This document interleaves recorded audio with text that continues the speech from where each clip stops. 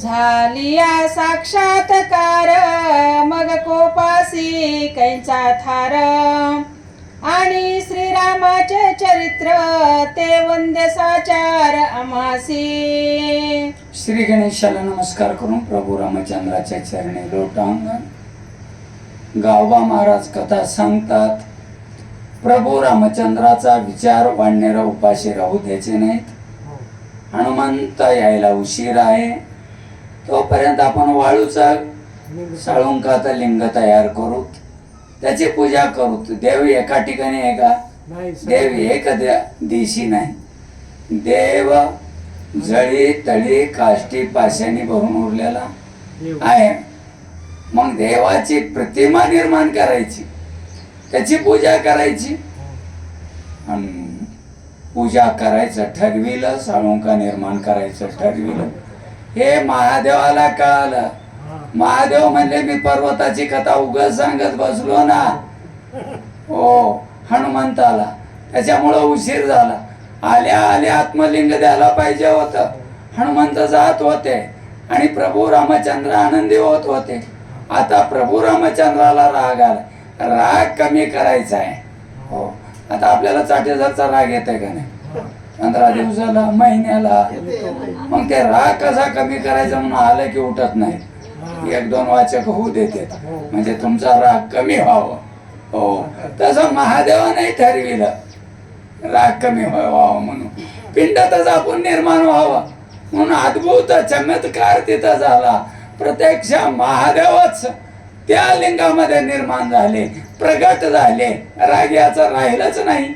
ऐका, लीलेने अंगीकारी श्री रघुनाथ ते आम्हा वंदे तार्थ म्हणून वाळुका लिंगात सोय तेथ आपण प्रवेशे। आपणच जावं तिथं। राम कसे आहेत? हो लीलाधारी आहेत ना ते काय। मग आपण प्रत्यक्षात त्या लिंगात गेल्यास प्रगट झाला। रामाला राग राहायचे काम नाही। आपण दर्शन घ्यायचं आणि राग कमी करायचा असा विचार महादेवाने केला। ऐका, ऐसा करोनी निर्धार मागे सांडोन हनुमान वीर स्वयं येऊनी शंकर प्रवेश सत्वर लिंगा माझी। हनुमंताला वेळ लागत आहे। हनुमंत निघाले, प्रभू रामचंद्र लिंग स्थापन करायले। महादेव म्हणले आता नाही जमत आणि म्हणून हनुमंताच्या पेक्षा वेग हनुमंत महादेव हो निघाले। महादेव काशीपुरीतून रामेश्वरला। ऐका, श्रीरामे करोनी प्रतिष्ठापन स्वय केले फळ भोजन तृप्त केले वानर गण क्षुधा संपूर्ण निरसली। प्रतिमा पूजा केल्याशिवाय जेवण करू नये हा लौकिक भाव आहे। प्रभू रामचंद्र लौकिक भाव देखील मोडीत नाही। मग प्रतिमा निर्माण केली ना, लिंग केलं, पूजा केली, आपण फळाहार केले, वानराला तृप्त केलं। तृप्त झाले वानर करीत राम नामे भुभुकार बाळ कृपाळू रघुवीर क्षुधा सत्वर निरसिली। किती वेळ लागलाय? कृपाळू आहे प्रभू रामचंद्र, कृपाळू कनवाळू दिनाचा सोयर आहे तो। वानराने थोडं खाल्लं का नाही की जठराग्नी शांत झाला, वानराचं पोट भरले, प्रभू रामचंद्राच्या नावाचा जे जयकार करू लागले।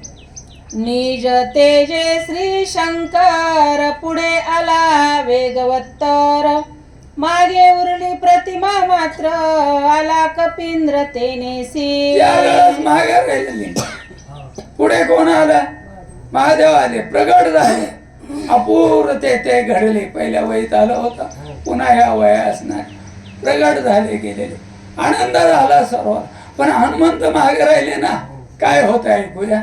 तव आश्चर्य देखिले ते लिंग प्रतिष्ठो निर्गुणाथे संपादिले फळाहारा ते तृप्त तृप्त समजते आले हनुमान. पाहतात लिंगाची स्थापना, त्याची पूजा, प्रभू रामचंद्रानं फळाहार केलं, वानराने फळं खाले, तृप्त झाले सर्व. हनुमंत येऊन पाहतात, काय होत ऐकूया. मज पाठवणी काशी ते लिंगाणविले रघुनाथे शेखी वाळूचे प्रतिष्ठिले येथे निज कार्याते संपादिले. आपलं कार्य प्रभू रामचंद्राने केलं. मग प्रभू रामचंद्राला जर वाळूचंच लिंग तयार करायचं होतं, माझी बेजारी काय केली? कुणाचाही प्रश्न नाही घेऊ, तुमचाच भागत होता ना, माझी काय गरज आहे? वाळूचं लिंग केलं आणि मला आत्मलिंग आणायला पाठविलं. हनुमंत विचार करतात, ऐका. आम्ही कष्टे कार्य साधित श्रीराम करी वाताहत तरी आमचे काय जीवित वृथा निंदित लौकिकी. देव जर देवाचंच कार्य करून घेत असेल तर, कारण देव देवाचं कार्य करून आपण निमित्त मात्र आहोत. पण हनुमंताला तसं वाटलं नाही. देव देवाचं कार्य करून घेत असता आमची बेजारी का करतो? आम्हाला पाठवायची काय गरज होती? हो, हनुमंताचा विचार आहे इकडे. हनुमंताचा विचार आहे. जो बुद्धिमत्ता वरिष्ठ आहे त्याचा विचार तसा आहे. काय होत आहे का? आता मी ऐसे करीन श्रीरामे केले लिंग स्थापन ते उपडून या सांडीन प्रतिष्ठित निजलिंग. मनातला विचार आहे हनुमंताचा, दुसऱ्याला म्हणून दाखवत नाही. हो, वाळूचं लिंग गेलंय ना प्रभू रामचंद्रानं, माझी बेजारी लावली ना उगाच्या उगाच. मग आता मी रामानं केलेले लिंग ठेवणार नाही, उपडून टाकतो. हो, विचार हनुमंताने केला. म्हणून अभिमानला मारुती पुच्छे कवळुनी लिंगाप्रती लिंग उपडावया निश्चिती साटोप मारुती मांडिला. अभिमान झाला ना, मला उगाच्या उगाच पाठविले आणि आपण लिंग तयार, मग त्याचं लिंग मी ठेवणार नाही. मारला की आडाव वाळूच्या लिंगाला. हनुमंतानं काय करतो आहे का?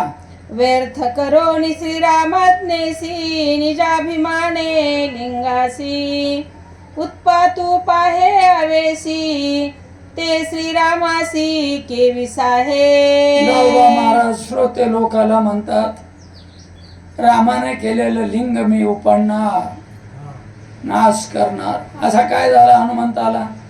आणि अभिमान हनुमंताला झाला. देवाला अभिमान, तिळा एवढा होय अभिमान, पर्वता एवढं पाप होते म्हणून एवढाही अभिमान जमत नाही. मी केलं म्हणलं तरी त्याला सण होत नाही. करता करिता तोच आहे म्हणावं लागतंय, तेव्हा ते खुश होते. प्रभू रामचंद्राला कळालं ना, हनुमंताला अभिमान झालाय आणि शेपटाचा येडा लिंगाला मारलाय.